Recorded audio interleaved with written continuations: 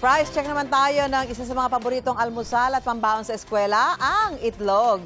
May unang balita live si Mark Macalalad ng Super Radio DCWB. Mark? Susan, dahil in demand kayong pasukan, tumaas ang presyo ng itlog.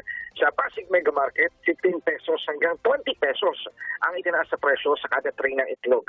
Ang kiwi o yung pinakamalit na size ng itlog, ngayon ay 165 pesos ang kada tray. 195 pesos ang tray ng small. 240 pesos ang tray ng medium. 255 pesos ang tray ng large at 270 pesos naman ang tray ng extra large.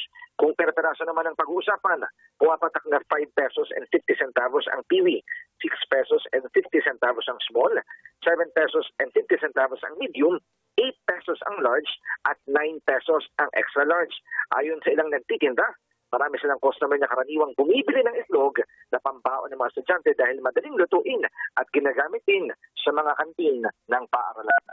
Mark Macalalad ng GMA, Super Radio DCWB, nag-uulat sa unang hirit. Maraming salamat, Mark Macalalad ng Super Radio DCWB.